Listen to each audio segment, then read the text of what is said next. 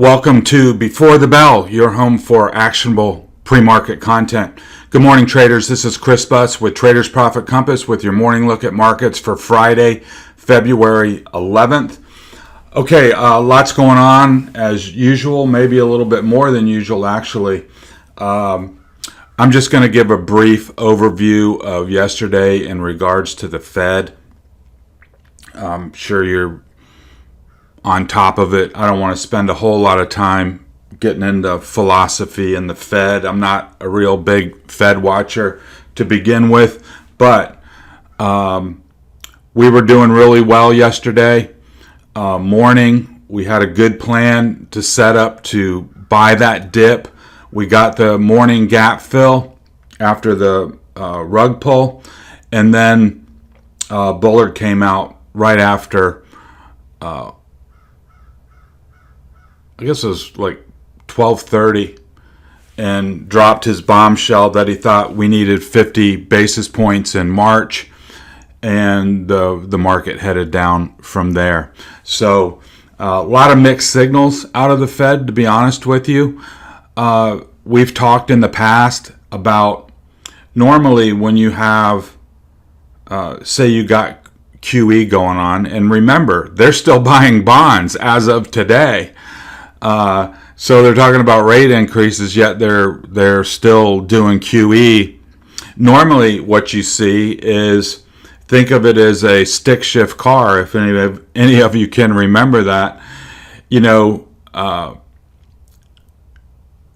going forward, and usually, if you think of forward gears as QE, and then the reverse gear as QT, quantitative tightening, normally what you do is, if you're going forward, you got to put it in neutral before you can put it in reverse. And that's not what they're doing. They're going in QE mode, and they want to throw it in reverse without going to neutral first. And that's a change, and that's what everybody's concerned about. So now here this morning, you've got some other Fed governors saying, "Oh well, Bullard's just one guy. Don't interpret that to mean that we all feel like we need 50 in March, because that's not the case." So you got that, and then you've got these other voices out there, more. I'd say, at least they put themselves out there as close Fed watchers, saying, hey, don't be surprised if there's a surprise rate hike as early as today or over the weekend or on Monday. So a lot of mixed messages out there. One thing for sure, that the Fed is way behind the inflation curve. We had that hot CPI print yesterday of 7.5% year over year, and so they're getting a little panicky, in my opinion. And what Bullard was saying was kind of a panicky statement. If you think about it, he says, we want to have I want to have 1% in the bag heading into July, and there's only three meetings between now in July. So by definition, if you want 1% by July 1st, that means one of those has to be 50 bips. 50 in March, and then 50 in I don't know if it's late April or middle of May. Another 25, and then another 25 in June would give you 1% heading into July. So a lot of mixed messages. We're just going to have to see how it goes. But the thing is, a lot of this inflation is supply based. Oil. Is raising interest rates going to make oil come down? No. Is it going to make copper come down? No. Is it going to make anything come, is it going to make corn prices come down? A lot of these commodity based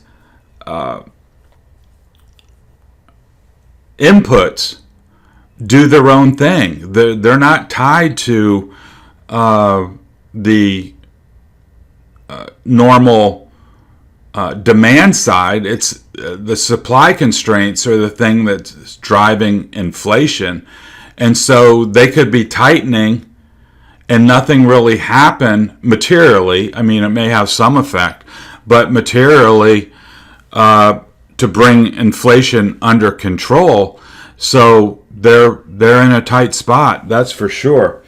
Let's go through the futures, and as always, please run the player at 1.5x to blow through it a little bit faster. Bitcoin's down 1.75%. Equities are having a little bit of a rally here in the pre-market as I'm starting the video here at 7:15. We've got equities are down 0.4. Oil's up 1.4%. On the macro front, we've got University of Michigan consumer sentiment. And then over on the earnings today, we've got Cleveland Cliffs in steel. We've got Under Armour. We've got Magna International auto parts supplier. We've got Goodyear. And we've got Enbridge Energy pipeline company. So let's get into it. Here's our 10-year Treasury yields. You can see that we blew out the top of this 1.93 resistance level, and now we're up at 2.03%. Now, I'm going to have to go back on the charts. I haven't done that yet to look at the next line of resistance. But we had talked about the short TLT trade. That turned out to be a nice trade. Whether you took it, at on the break of 141, or we had talked about it just the other day on the break of 139. We got the move down to 136 on TLT, which brings it back to the midpoint of this $5 consolidation range we had back in the spring.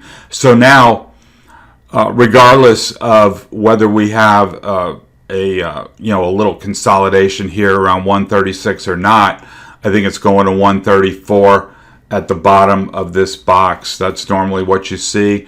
Remember, enter into the trading range after being outside. Your target's the bottom of the box at 134. So that turned out to be a great trade.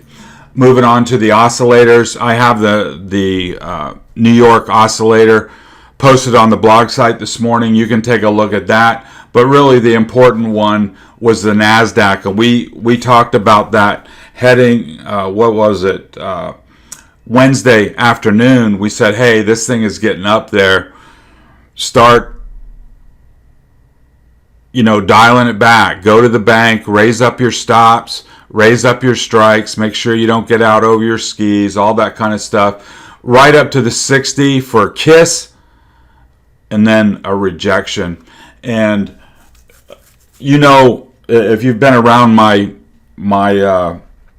site for a while or following me, you know how much stock I put in these oscillators, and you can just tell, going back years, it may not tell you the exact top, but as far as trading goes, you wouldn't want to be piling in long here. You want to pile in long here at the bottom of the range, and then ride that oscillation up to the top, and then you can start feathering out, or at least not be like up to your neck in longs at this point here. So I hope that helped you a little bit managing your positions and etc. So I hope that worked out okay for you, and that guidance was helpful. But you can look at the New York was not nearly as extended as the NASDAQ. It only got up to around 30. And you say, well, Chris, why doesn't that one have to go to 60 first? Sometimes these things go in unison, with the NIMO and the NAMO, basically at the same level, moving at the same pace. Or you can have one index move to the downside first and kind of lead to the downside. We've seen that for a while in the small caps. The small caps leading to the downside, and then the other ones kind of lagging behind. So you've got to take it for what it is and realize that they all move independently depending on what, directionally the same, but at independent levels. So, SPY Daily, really interesting day. We had the hot CPI print.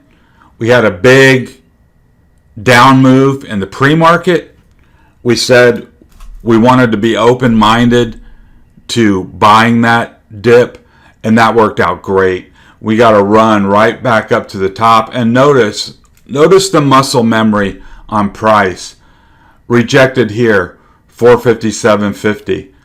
Then we got the gap up the other day. Same spot where it died. And then yesterday where we got a run up right to the top to close this opening gap from the morning and took it right back up, and then Bullard's comments drove it right back down. You can see it as well here on the 2 hour, going right back up to these levels at 457.50, and then Bullard in the afternoon was the catalyst for this sell-off. And so we come right back to the levels that we had before, that we were talking about before. And one thing in technical analysis I'm sure you're picking up on is the muscle memory and price, that stocks or prices tend to move back towards levels that it had seen before. So, and it's when you get the breakout that you get a new price discovery back into a new level. So in the last couple of days action, there was muscle memory around 457.50, and that was after this consolidation under 450 where it could not break out, and then finally it did. So on the way back down, 450 becomes our new pivot, and if we get a break below 450, you would expect it to come down to 445 at the bottom of this range. So this is going to be, all things being equal, this is going to be good support because it was resistance over here, and so it's support over here. So I think today we're going to look at 450 being our pivot with a downside target of 445 if it were to break. And what I've got here is I've drawn a trend line off of the lows coming right up in to this downtrend line. So that gives us this triangle here. And what happened was, we had this action over the last couple days. If we were to drop down, then of course that looks like a fake breakout. We broke out of the triangle impulsively. We couldn't get very far, and then we came back down inside. So that will be important, because if we drop out of the triangle to the low side, then all of this stuff becomes overhead resistance. Here's a blown up view on a 30-minute chart. We got a pretty nice trend line here off the lows coming up through. You can see we're below it. So just from a technical standpoint, to get this back on the right side of the chart, we'd like to see price come up above this trend line. So today, one scenario might be, of course, go a little bit higher and then come back below 450 and take a leg down into the weekend, down into this 445 area. Or if there's some type of a rally, we could come up and back touch this trend line and get rejected, or we can pop out above. Remember, we've still got a $5 gap up here that may end up getting filled. So within your narrative, have your levels written down so you don't get, discombobulated when things start moving around. But I think the key going into today is, how does price handle 450? And remember, going into the weekend, the most important 2 hours of trading today will be from 2 to 4 o'clock. Why? Because it's a great measure on risk sentiment. Who wants to be holding long into the weekend with all the turbulence that's going on? Do people get scared and say, you know what, let's back off and pick it up next week, which is February OPEX week, which is normally a bullish week? Or do they say, you know what, I'm okay being long? So those last 2 hours of trading are going to be important from a sentiment standpoint. Moving on to the Qs. Had a deep plunge, tradable bottom, rally, then drop down with some consolidation, and then we had that gap up on Wednesday, and then we had the action yesterday. Notice again, if you can see that long tail go up and touch the high from the previous day to close that gap, showed muscle memory there. Now, unlike SPY, the Qs didn't totally close that gap from the other day, from back here. There's still a gap here, and there's still a gap here. So going back to the levels that we had focused on before, 360 is going to be your pivot for today. And the chart looks very much the same kind of structure as the SPY chart, because we had this symmetrical triangle drawn in, and we had 360 was our previous pivot. Why? Because there was a rejection here, a rejection here, a rejection, actually support over here.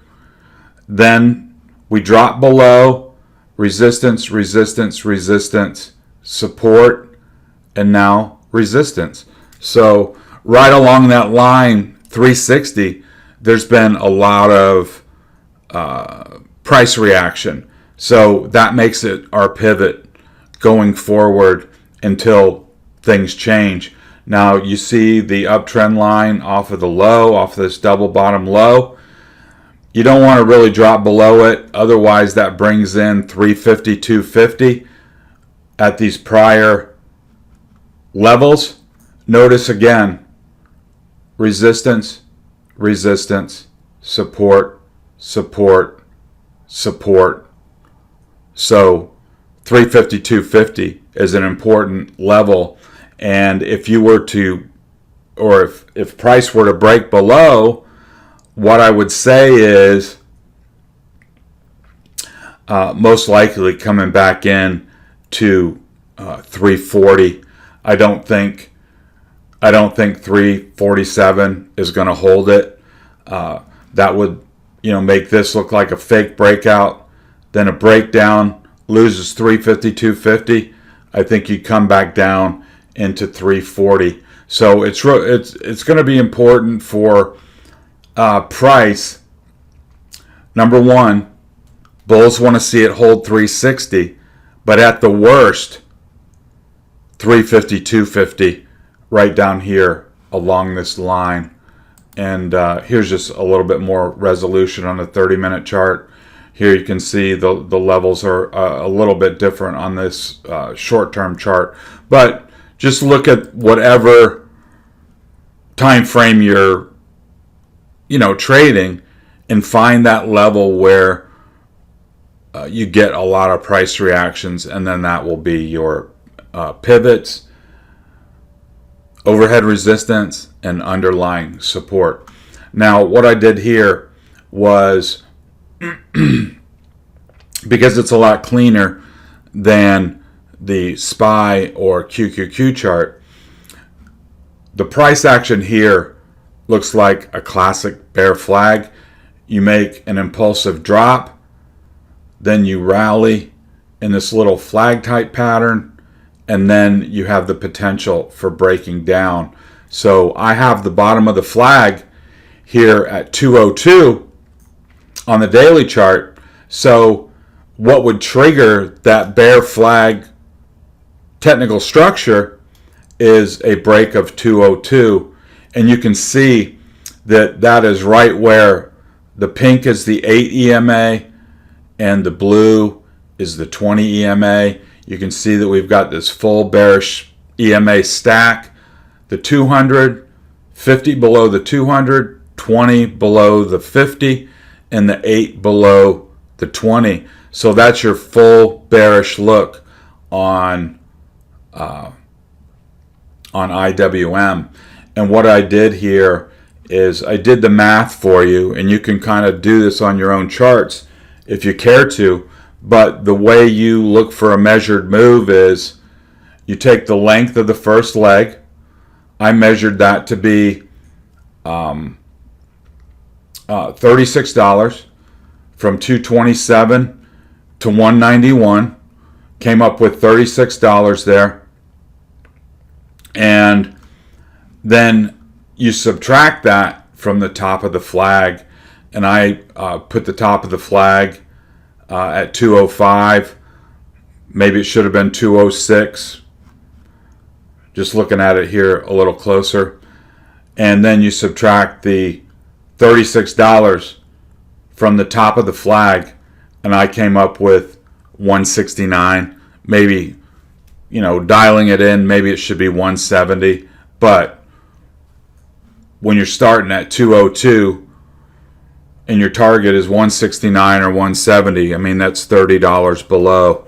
And that would really put some heavy damage on IWM if that were the case. And really, it was the loss of 210, a support line that went back over a year, that made all of this look like a big, big top. So that's a really bearish setup. On the 2 hour, got a nice line of support here coming up. I think on the 2 hour chart, 203.50-ish is your pivot point. You drop below that level, probably going to come into 200 where there's a decent amount of traffic, but then down towards 195. So this really needs to hold that 203 level. You can get the same or very close to the same numbers right here on the 30-minute chart. If you want more resolution there, you can see that this 203 number, look at all the touches, all these rejections along this line. Then we came up and jumped over it for a run up to 209, and then yesterday they sold it back down to 203. But you can see that should be a good line of resistance after all of these, or support, sorry about that.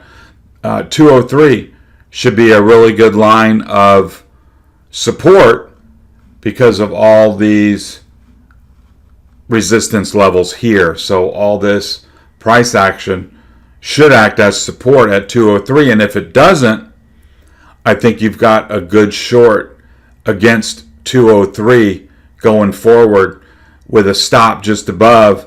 And then the trick there is see how far south they drive it. And you can see that there's a pretty good line here at 198, 199. You've got a large volume over price bar right at 200. So I would view that as a band of support.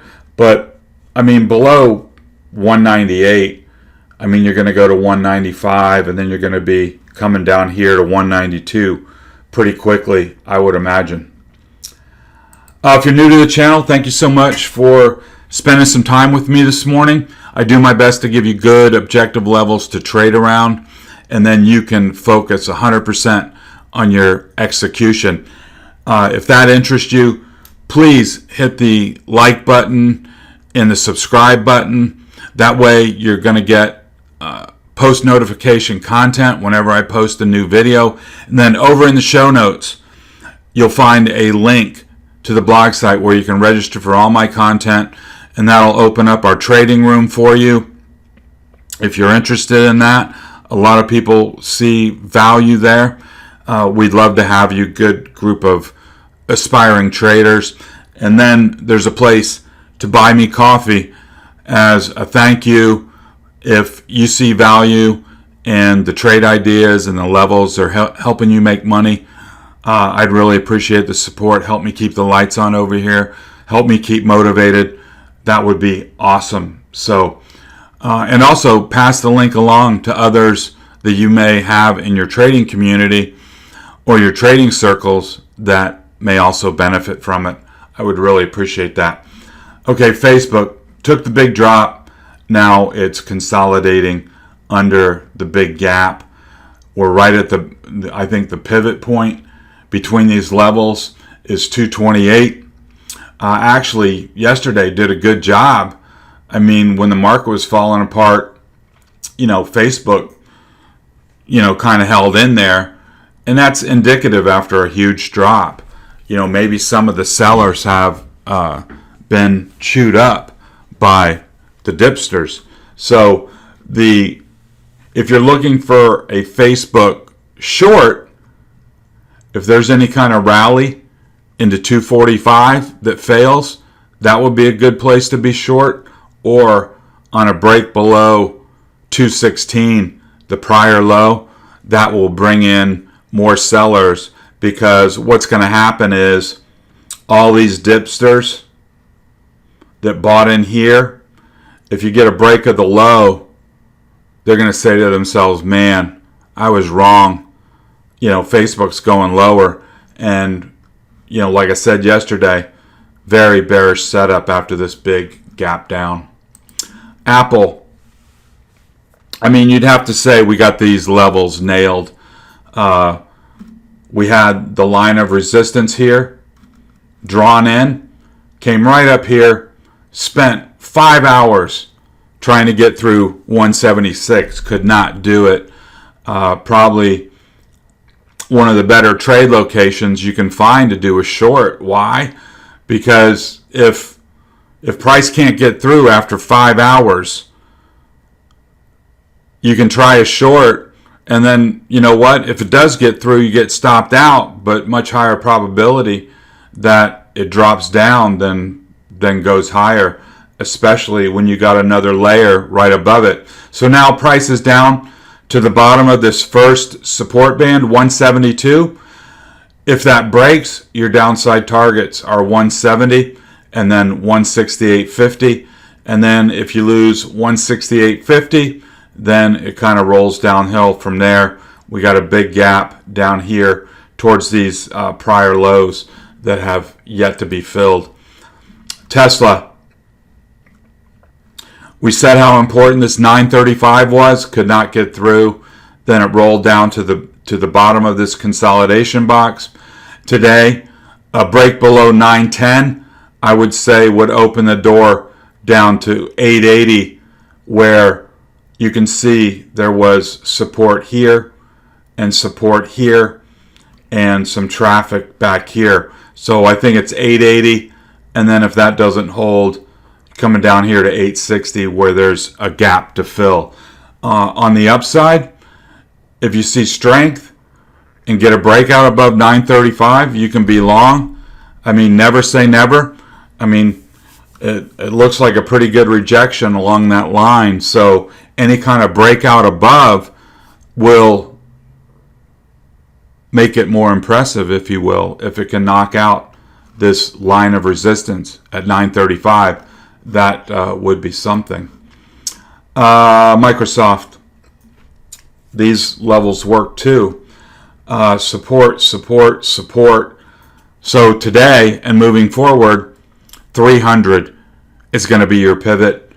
If it can hold 300, you've got the open door for a rally up to 307.50 and possibly even like 311 right in here where it ran out of gas. You can see the muscle memory from this stick to this stick coming up to the same point and then getting rejected. If we break 300, then I'd say a really fast move down to 293 at the top of this gap. Probably get a bounce there, but then a fill of that gap down to 287.50. And then below that, you've got the prior lows at 282.50. So right on the line there. Amazon. We came up to fill the gap, rolled over. This was the open yesterday down here around 31.50. We rallied back to close that gap and then rolled back over with a little bit of a rally into the close.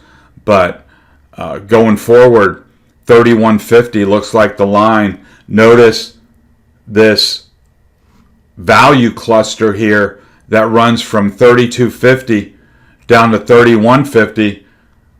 We've built a nice value area there. So if we were to drop out of that value area, you're going to come down to 31.10, 31.12 almost immediately.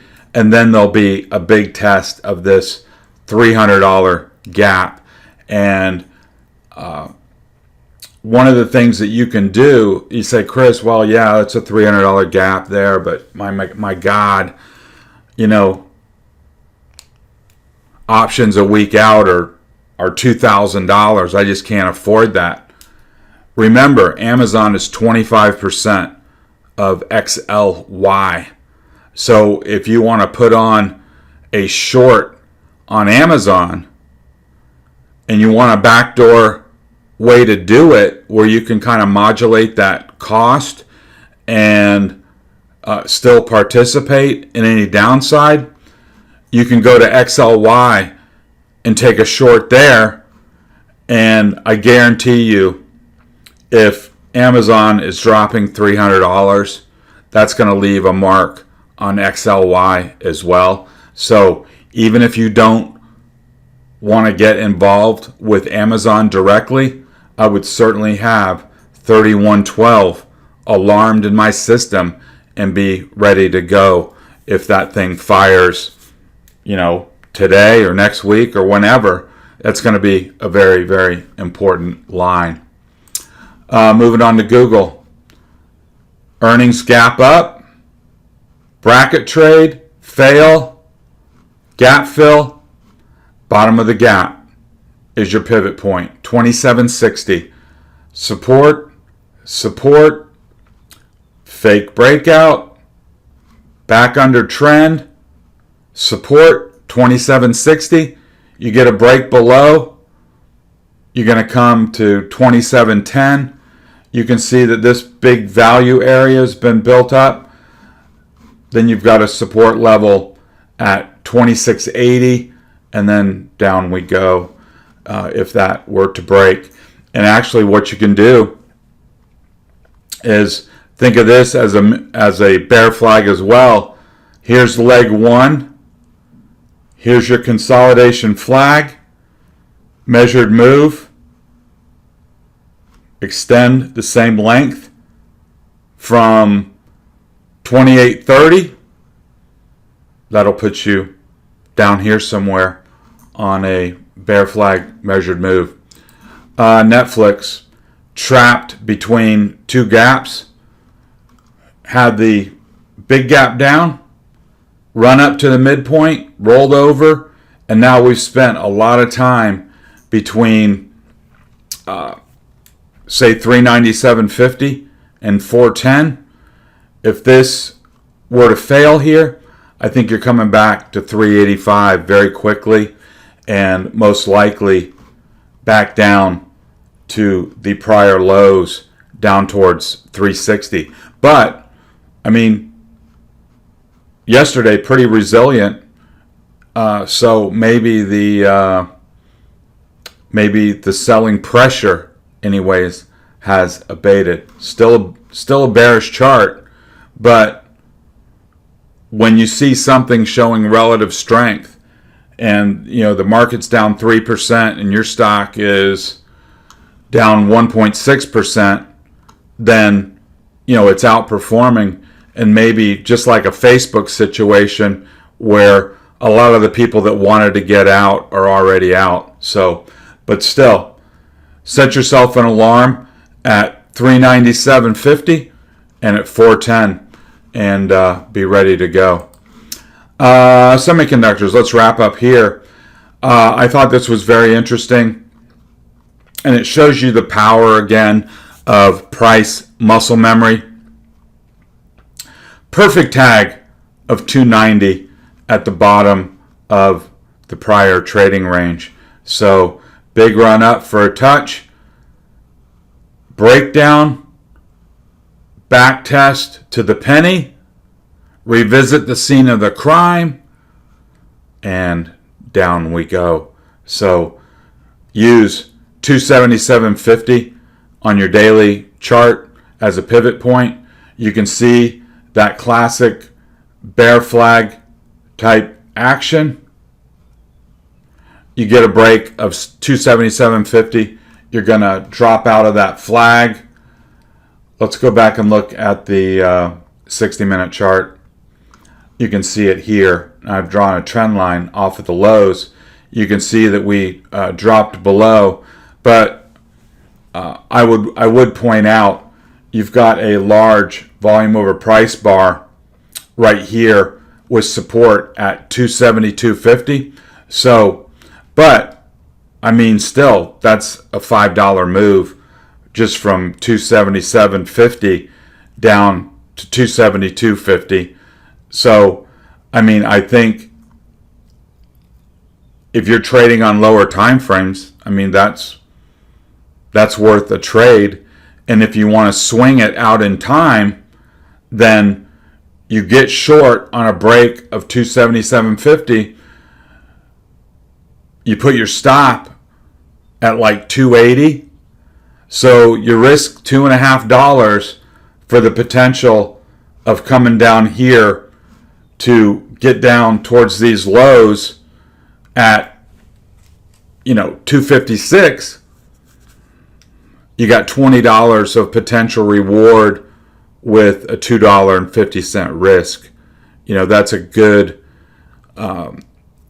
objective trade where you're taking a well-defined level and then getting short on a break and looking for a move back down to the lows.